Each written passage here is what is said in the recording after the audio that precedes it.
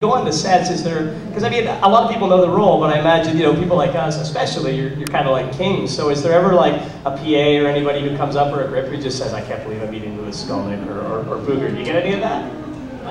Yeah, on occasion we'll get people who are brave enough to admit that they, you know, were nervous. Hey, you know what, I remember one, Timothy Busfield, who played Poindexter in the movie, is a director mainly now. He does some acting, but he mainly directs.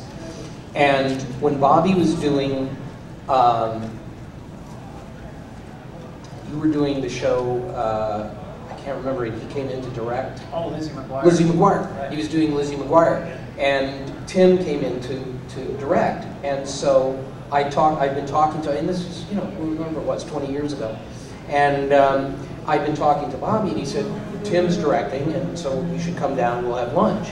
So I went down one of the days. And you remember this? Yeah. And so the three of us had lunch together, and it was really nice. And then we went, you know, across the lot onto the set, the Lizzie McGuire set, and they were still setting up after lunch. So the crew is all around up in the rafters and in the backstage area and all that, and we're in Lizzie's dining room or something, and we're just wrapping it up, and I'm leaving, and they're going to get started working. So we say goodbye, and Bobby and I start to walk across this dark sound stage. And at the back of the sound stage, we start hearing nerds. And all of a sudden, all the way around this big, dark sound stage, we never saw the people. But we just heard them all around the stage, and by the time we reached the stage door, they were going, nerds, nerds, nerds! And it was the whole crew. So that was so cool.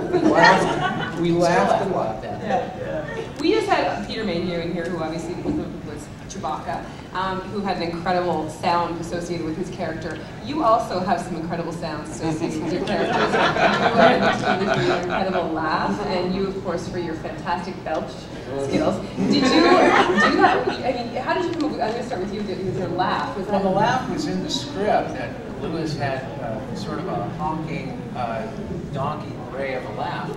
And, you know, up until the day before we started filming, I had no idea how I was going to do that.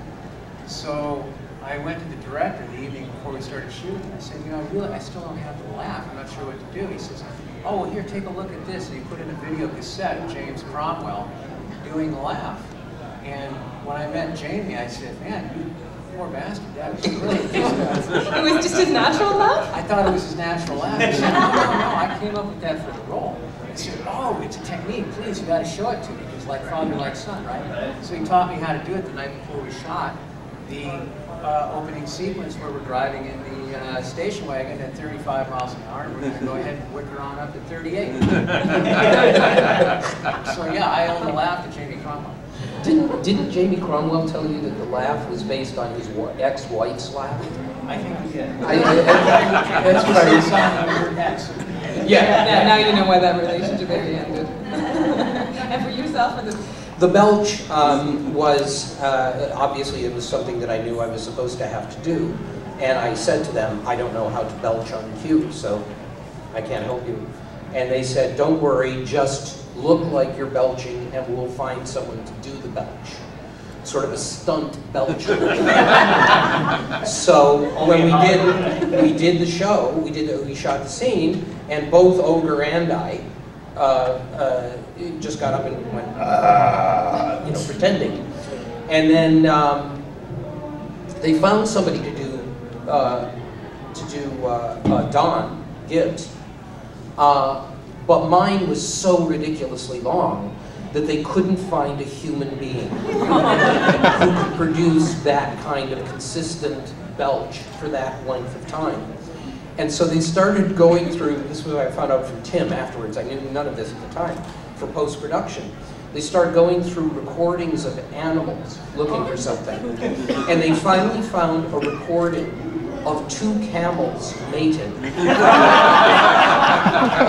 And lo and behold, it was perfect.